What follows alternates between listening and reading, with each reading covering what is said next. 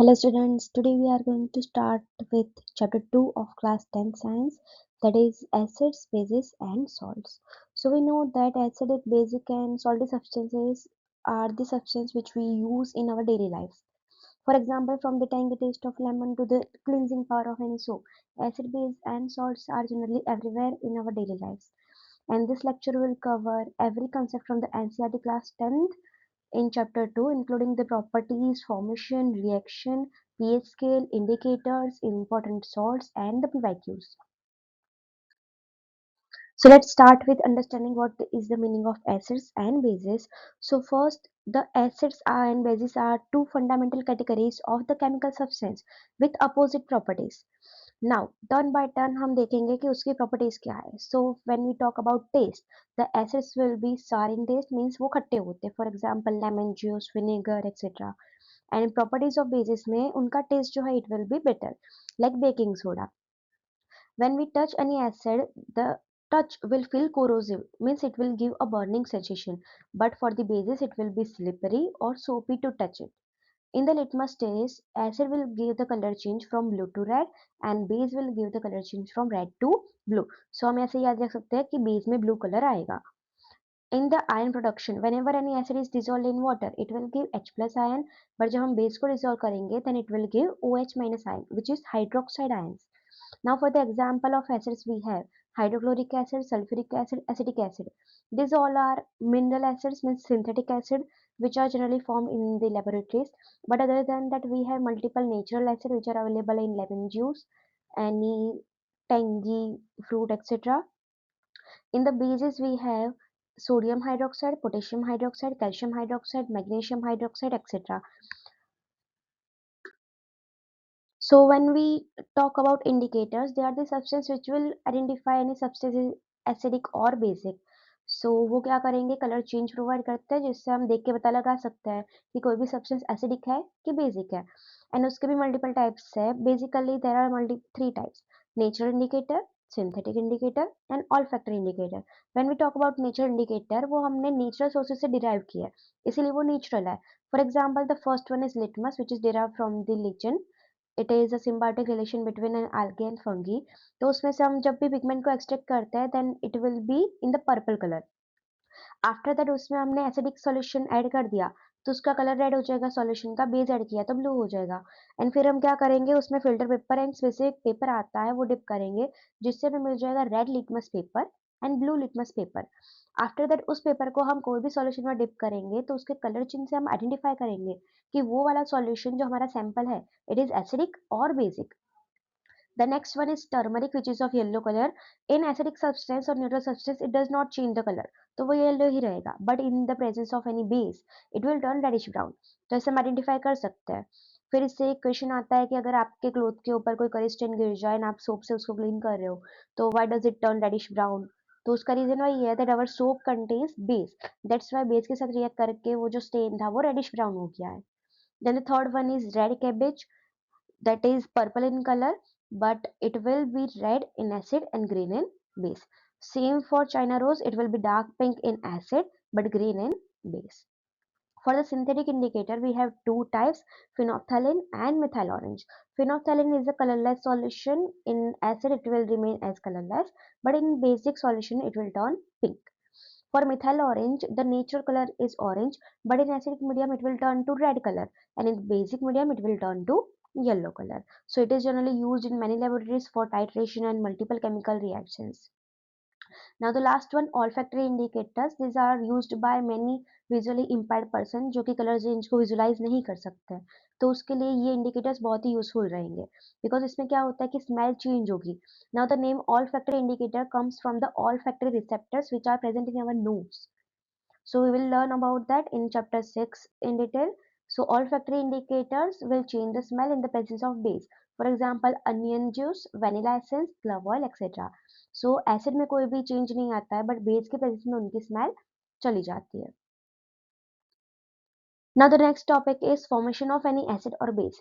So for that we need to learn multiple names of metals and non-metals, because formation of acid is from the non-metals and formation of base is from metals. So we say that acids are commonly formed when non-metallic oxide react with water. So first any non-metal will react with oxygen. So non-metallic oxide will be formed. After that when it is dissolved in water or it react with water, it will form an acid. For example, carbon plus oxygen gives carbon dioxide. Carbon dioxide plus water will give carbonic acid. Sulfur plus oxygen will give sulfur dioxide, and with water it will give rise to sulfuric acid. If we have nitrogen plus oxygen, it will give rise to nitrogen dioxide. With water it will give rise to nitric acid. For the basis we need to memorize the names of metals. So in chapter 1 हमने reactivity series learn की थी, potassium, sodium, magnesium, calcium etcetera. तो जितने भी metals है उसके according reactive metals जो है, अगर उसके ऑक्साइड बनते हैं तो विथ वाटर वो बेस क्रिएट करते हैं.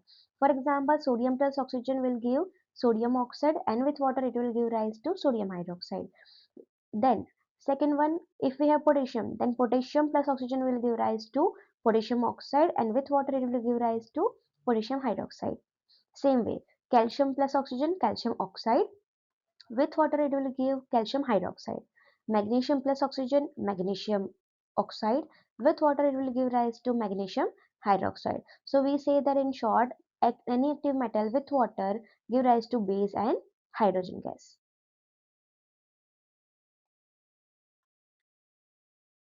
Now for multiple reactions of bases, we have if any base react with any specific metal, reactive metal, then it will form salt plus hydrogen gas. But this salt will be very a complex salt because in the same solution there will be the presence of two different salts.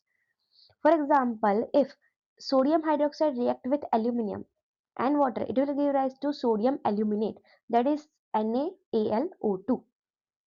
But metals like iron, copper do not react with bases to release hydrogen. So only amphoteric metals, which they are the metals which can react with acid and base both. So amphoteric metals are aluminium and zinc. So we will learn about metal reaction with base only for aluminium and zinc. When sodium hydroxide reacts with zinc, it will give rise to sodium zincate, that is Na2ZnO2. Now, if we want to check the presence of this hydrogen gas, what we can do? We will take one burning candle and keep it near this, so it will burn with a pop sound. Now, if any non-base react with a non-metallic oxide, for example, carbon dioxide, so with carbon dioxide, NaOH will react to give sodium carbonate. So it is a type of salt, and in this reaction, water will be formed. Now, why is this? Because non-metallic oxide will behave like an acid. So acid plus base will give rise to salt and water. It is a type of neutralization reaction only. So this reaction is also important for removing acidic gases like carbon dioxide from the industrial emissions and environment. Now, if any base react with a salt solution, it will give rise to any precipitate and another salt. For example, when sodium hydroxide react with ferric chloride, then it will give rise to sodium chloride and iron hydroxide. Now, this reaction is also helpful to identify certain metal ions in laboratory testing. For the next one, we have reactions of acid with metal, metal carbonate, base, and metal oxide. First, let's see the reaction of acid with metal. It will give rise to salt and hydrogen gas again. If we have zinc metal, it reacts with HCl to give rise to zinc chloride plus H2 gas. We can identify it by the pop sound. Now, the non-reactive metals like copper, silver, gold does not react with any acid to give rise to hydrogen gas. If we have metal carbonate, then the product will be salt, water, and carbon dioxide. So, for example, if we have sodium carbonate with HCl, it will give rise to salt, NaCl, water, and CO2 gas. Now, if we want to check the presence of this CO2 gas, we will take lime water and place it nearby. So when carbon dioxide reacts with lime water, that is CaOH twice, it will give rise to calcium carbonate. That's why the solution will turn milky. For the neutralization reaction, acid will react with base to form salt in water. For example, HCl plus NaOH give rise to NaCl and H2O, and it is generally always exothermic reaction. So it is neutralization reaction is helpful for neutralizing any stomach acid, any ant bite, bee sting, etc. When any acid react with metallic oxide, which is basic in nature, then again neutralization reaction will be there and salt and water will be formed. For example, copper oxide plus HCl will give rise to copper chloride plus H2O. Now, we need to see that copper oxide is generally black in color, but when it reacts with any acid, the color will change from black to green because copper chloride is of green color. Now in this reaction, oxygen is also changing the place. That's why it is a type of redox reaction too. Now let's talk about the pH scale that will give us the exact value of their strength of any acid or base, or if the substance is neutral, it will give rise to the pH 7. So if the pH is 7, it is neutral. If it is below 7, then it will be acidic. If it is above 7, then it will be a basic substance. So pH term comes from the word potens, that is means power, and hydrogen, H for hydrogen, so it is the power of hydrogen. So at 0, 1, 2, there will be the presence of strong acid like hydrochloric acid. Then we will have weak acid like citric acid, carbonic acid, etc. Then we have mineral water, which is neutral in nature. For the weak base, we have ammonium hydroxide, and strong base, we have sodium hydroxide, potassium hydroxide, etc. So why pH is very important in our daily life, and why do we need to learn this topic? Because our body pH is generally around neutral only. For example, human blood is maintained at 7.4, which is a slightly basic pH, and even a small deviation in this will be dangerous for our survival. When pH of our mouth falls below 5.5, our tooth enamel will start to break down. Now, our tooth enamel is a very strong substance that is made up of calcium phosphate. Point to be noted, our enamel is made up of calcium phosphate. It is a very strong substance, but when the pH is below 5.5, then it will start to break down. That's what we call as tooth decay or cavities. सो अब उसका reason क्या है ये देखते हैं कि हम जब भी कोई फूड कंज़्यूम करते हैं तो सबने सुना होगा कि चॉकलेट खाने से कैविटीज़ हो जाती है। तो उसका मेन रीज़न क्या है कि हम जो भी चॉकलेट खाते हैं अगर वो स्टिकी है या तो फिर कोई भी फूड हमने कंज़्यूम किया उसके बाद हमने अच्छे से ब्रश नहीं किया, तो आफ्टर दैट वो फूड जो वहाँ पे स्टक हो गया है उसके ऊपर हमारे माउथ के बैक्टीरिया फीड करता है एंड उसमें जो भी शुगर है उसको कन्वर्ट कर देंगे वो एसिड में। दैट्स व्हाई हमारे माउथ की पीएच जो है वो बिलो 5.5 चली जाएगी, एसिडिक हो जाएगी एंड देन उसकी वजह से इनेमल खराब हो जाता है एंड इस चीज़ को हम बोलेंगे कि कैविटीज़ हो गई। बट अगर आप चॉकलेट खाने के बाद अच्छे से ब्रश कर रहे हो, then it is fine. Now the next is soil pH. So कोई भी प्लांट को अगर ग्रो करना है अच्छे से, फार्मिंग करना है, तो हमें सॉइल की पीएच जनरली न्यूट्रल रखनी चाहिए। तो उसके लिए हमें क्या करना पड़ेगा कि अगर एसिडिक सॉइल है तो उसमें हम क्विक लाइम या तो कैल्शियम हाइड्रोक्साइड या तो लाइमस्टोन कैल्शियम कार्बोनेट ऐड कर सकते हैं। अगर बेसिक हो जाए तो उसके लिए हमें कोई एसिडिक सब्सटेंस ऐड कर देना है। In our stomach, there is the presence of HCl, hydrochloric acid, which is a very strong acid that which have a pH nearly 2 for digestion. Now, अगर ये excess amount में हो जाए तो हम बोलते हैं कि हमें acidity हो गई है, and to treat that acidity, we will consume some antacid like Digene, and those antacids contain generally magnesium hydroxide. So magnesium hydroxide base है, हमारे स्टमक में एसिड है, दोनों जब मिलेंगे तो हो जाएगा न्यूट्रलाइजेशन रिएक्शन। जैसे एसिडिटी जो है वो हम क्योर कर सकते हैं। अब कुछ इंपॉर्टेंट पीएच वैल्यूज है हमारे पास। फॉर एग्जांपल जो बैटरी एसिड होता है उसकी पीएच 0 to 1 होती है, same as our stomach. Then lemon juice जो है वो वीक होता है थोड़ा सा, तो उसकी पीएच जो थोड़ी 2 to 3 है। टोमेटो की उससे भी कम होती है, तो हम क्या कर सकते हैं कि अगर टोमेटो खाना है तो एक ही बार में हम सीधा सीधा खा सकते हैं बिकॉज उसकी पीएच 4 या और 4 से ज्यादा है। बट लेमन की 2 and 3 है, तो फिर क्या हो गया कि लेमन एकदम ज्यादा खट्टा है बट टोमेटो उतना खट्टा नहीं है, तो हम इसीलिए उसको फीड कर सकते हैं। वाटर की 7 है, ब्लड की उससे थोड़ी ज़्यादा है, बेकिंग सोडा उससे ज़्यादा अल्कलाइन है, सोप उससे ज़्यादा अल्कलाइन है एंड ब्लीच जो आता है ब्लीचिंग पाउडर वो उससे भी ज़्यादा बेसिक रहेगा। नाउ आपको ये एग्जैक्ट वैल्यू जनरली याद नहीं रखनी पड़ेगी, बट आपको कौन सा सब्सटेंस एसिडिक है, कौन सा बेसिक है, वो याद रखना है। तो सोप एंड जितनी भी क्लीनिंग आइटम्स आती है वो बेसिक होती है। हमारे फूड जितने भी खट्टे आएंगे वो सारे एसिडिक रहेंगे। उसके अदर देन कुछ फैक्ट्री में से ऐसे वेस्ट निकलता है जो कि एसिडिक होता है, तो वहां पे क्या होगा कि ऐसे कोई बैटरी बनाने वाली फैक्ट्री हो सकती है या तो कोई केमिकल फैक्ट्री हो सकती है जहाँ से ये सब आ सकता है। अगर कोई सोप बनाने वाली फैक्ट्री है तो उसका वेस्ट कैसा हो जाएगा, बेसिक हो जाएगा। तो उसके बेसिस पे भी मल्टीपल टाइम क्वेश्चन आते रहते हैं। Now the next one is universal indicator, कि हमने ये तो पता लगाया कि पीएच की रेंज यहाँ से यहाँ तक होती है, तो अब उसको हम चेक कैसे करेंगे? तो हमारे पास एक यूनिवर्सल इंडिकेटर आता है, इधर सॉल्यूशन के फॉर्म में भी या तो ये स्ट्रिप के फॉर्म में भी। तो जनरली स्ट्रिप यूज करना ज्यादा बेनिफिशियल है बिकॉज उसको कैरी करना एकदम ईजी है। सो इसके अंदर मल्टीपल मिक्सअप आएगा कि मल्टीपल इंडिकेटर्स मिक्स कर दिए जिससे डिफरेंट डिफरेंट कलर आएंगे डिफरेंट डिफरेंट पीएच पे, तो इसलिए इसको हम रेनबो स्केल भी बोलते हैं।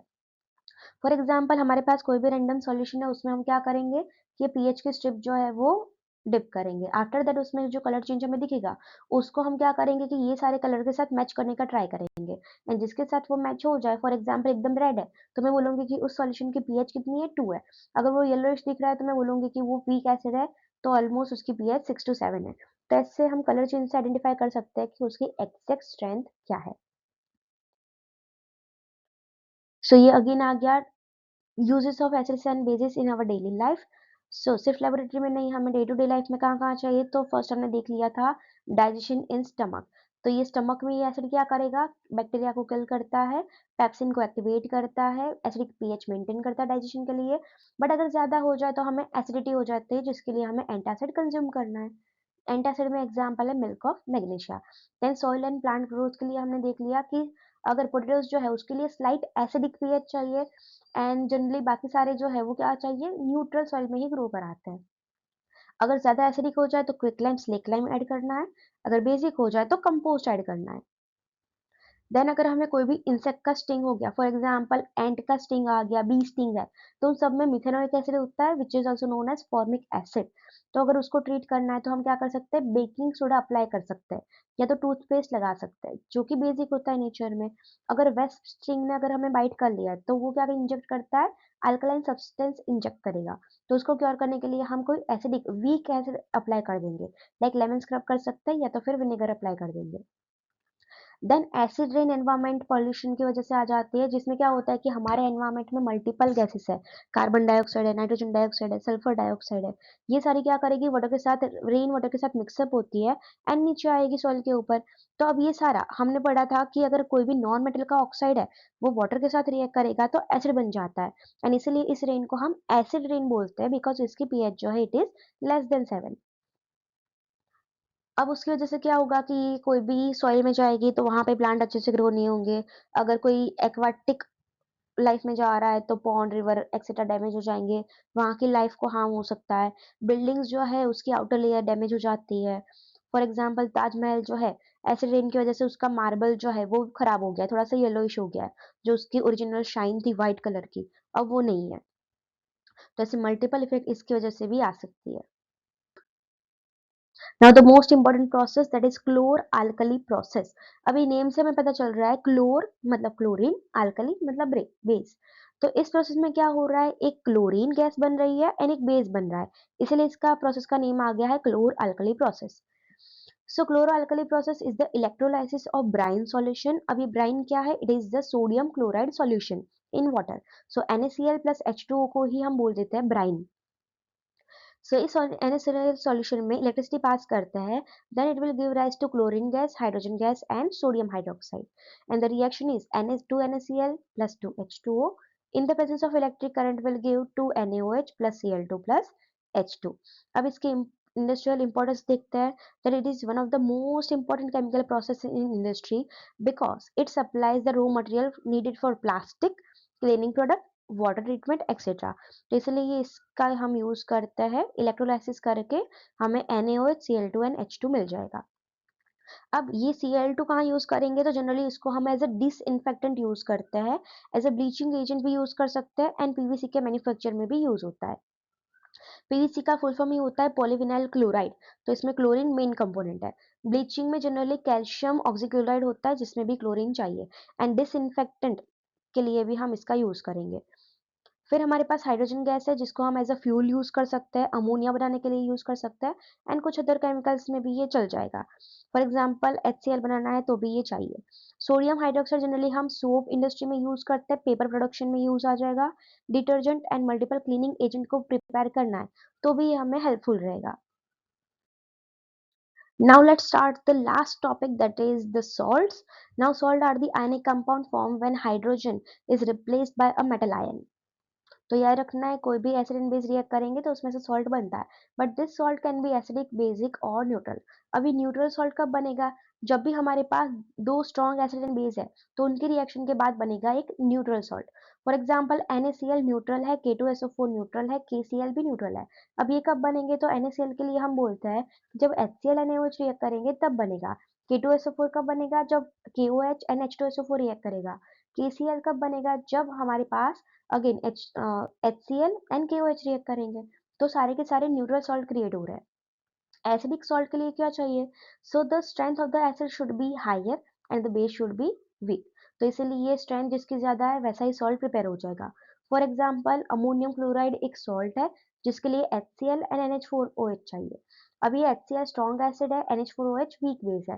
देन कॉपर सल्फेट कि हमारे पास जो कॉपर हाइड्रोक्साइड है वो वीक बेस है एंड H2SO4 जो है वो एकदम स्ट्रॉन्ग एसिड है। तो इसीलिए जो सॉल्ट बना वो एसिडिक है। For the basic salt, the strength of base will be higher and acid will be weak. For example, when acetic acid react with sodium hydroxide, तो बन जाएगा sodium acetate, that is CH3COONA. And the next one is sodium carbonate. जो कब बनेगा? जब carbonic acid react करेगा sodium hydroxide के साथ, तो बन जाएगा एक basic salt sodium carbonate. Now the next one is family of salt कि जिसमें भी कोई सेम मेटल के आयंस अवेलेबल है तो उसको हम क्या बोलेंगे कि आयंस के अकॉर्डिंग वो एक फैमिली है।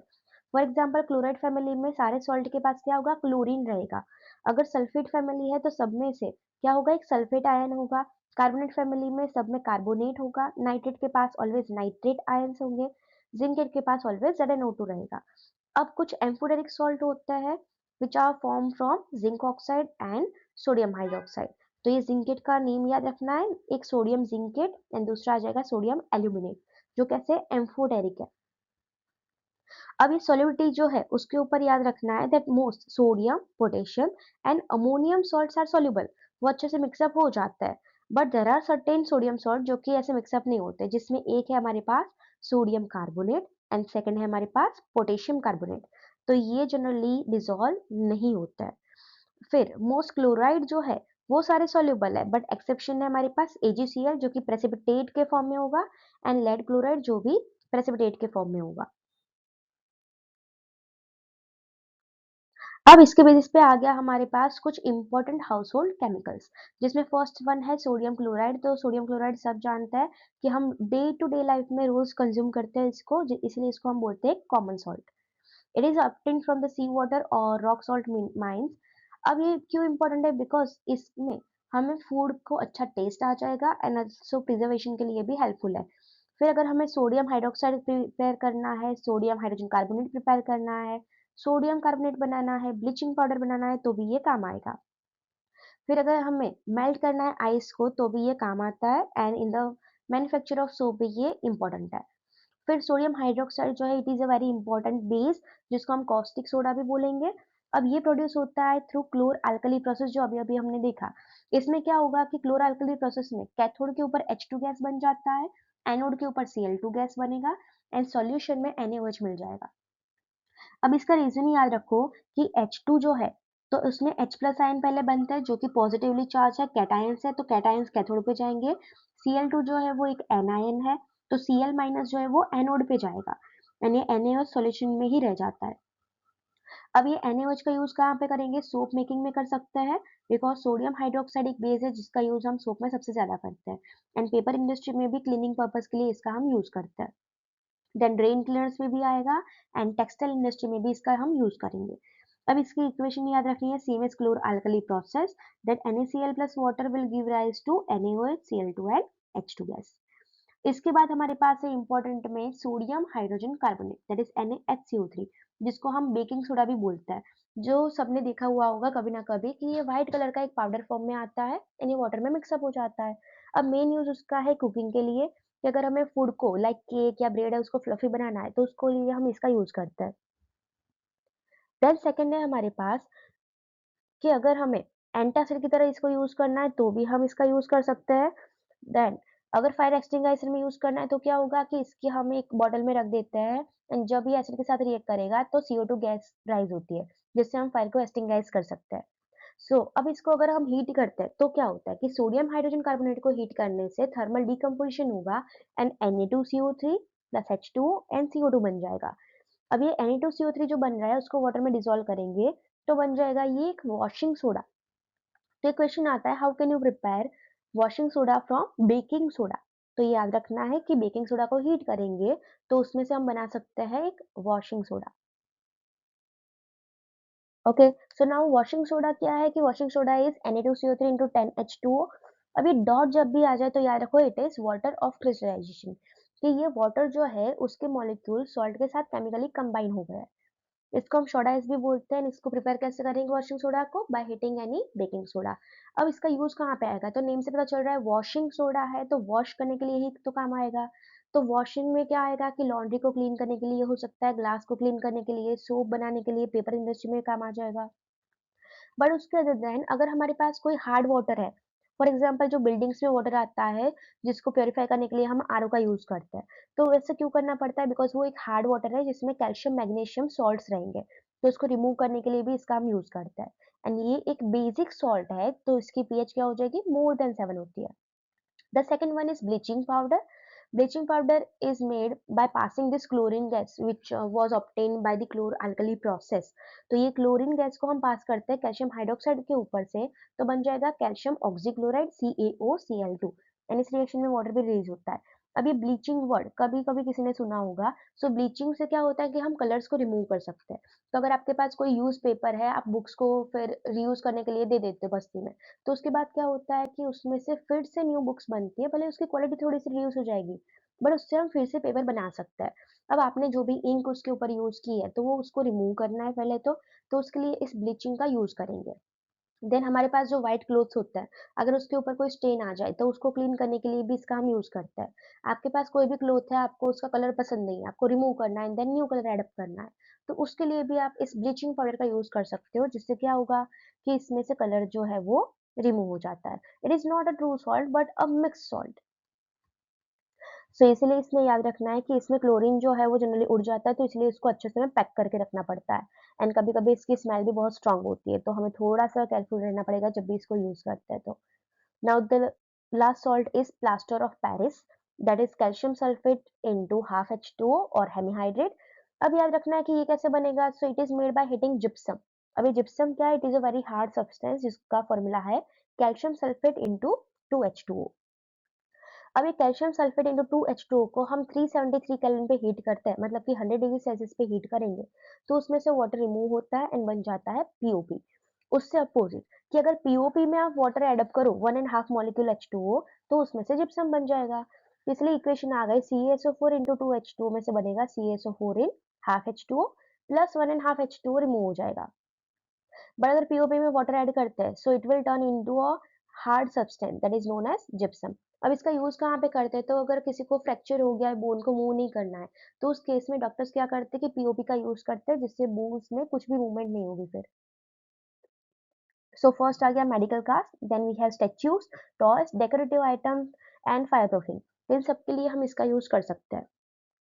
बट इसको ध्यान रखना है कि जब तक हमें यूज़ में नहीं आ रहा है, तब तक उसको एकदम एयर टाइट कंटेनर में रखना है।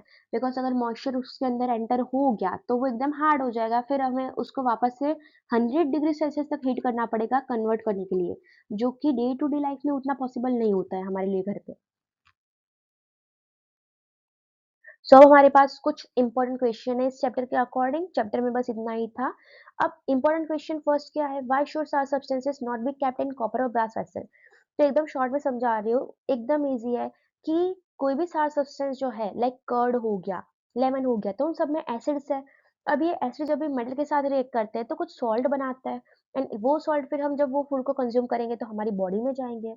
अब ये कॉपर के जो सॉल्ट बनते हैं they are a little bit toxic and हमारी हेल्थ को एडवर्स इफेक्ट कर सकते हैं। इसीलिए हम क्या बोलते हैं कि हमें कोई भी ऐसे सार सब्सटेंस को कॉपर या तो ब्रास के वेसल में कंज्यूम नहीं करना है।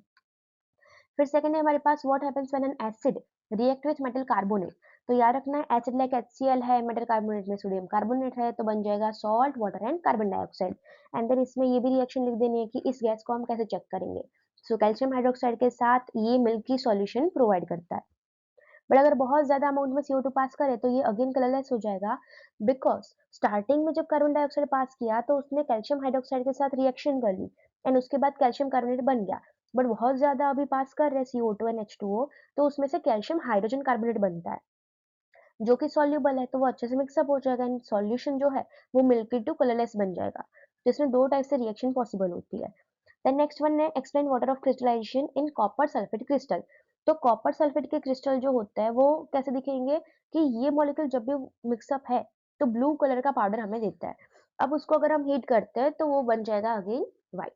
अब ये वाटर ऑफ क्रिस्टलाइजेशन क्या है? It is the fixed number of water molecule present in the formula of a salt. For example copper sulphate में 5 मॉलिक्यूल्स ऑफ H2O है, तो उसको हम पेंटाहाइड्रेट भी बोलते हैं। हीट करने से उसके ये वाटर मॉलिक्यूल्स डिसअपियर हो जाएंगे। लास्ट one है what is chloralkali process and write the chemical equation and the name of the product. So it is the reaction of electrolysis of concentrated brine solution, that is the sodium chloride solution. After the reaction the product will be sodium hydroxide, chlorine and hydrogen gas. And उसकी location भी याद रखनी है कि NaOH जो है वो cathode reason में होता है, सॉल्यूशन में ही मिक्सअप रहेगा। Cl2 एनोड पे एंड H2 जो है वो कैथोड पे मिल जाएगा। एंड इसमें क्लोरीन एंड अल्कली मतलब कि बेस बन रहा है, इसलिए इस प्रोसेस का नाम है क्लोर अल्कली प्रोसेस। बट इतने कम क्वेश्चन से अभी एग्जाम को हम क्लियर नहीं कर सकते, तो हम थोड़े से और क्वेश्चन आंसर्स करेंगे, जिसके लिए मैं आपको स्लाइड दे रही हूँ। वो क्वेश्चन आंसर आपको खुद से सॉल्व करना है एंड अगर कुछ भी डाउट आए तो आप कमेंट कर सकते हो। सो हमारे पास टोटल में 10 2 मार्कर है, देन हमारे पास अगेन 10 3 मार्कर्स है मोस्ट इंपॉर्टेंट वाले, and after that we have 5 marker questions, जिसमें थोड़े से डिफिकल्ट क्वेश्चन हमने रखे हुए हैं कि अगर पेपर थोड़ा सा हार्ड आ जाए तो ऐसे वाले क्वेश्चन उसमें आ सकते हैं।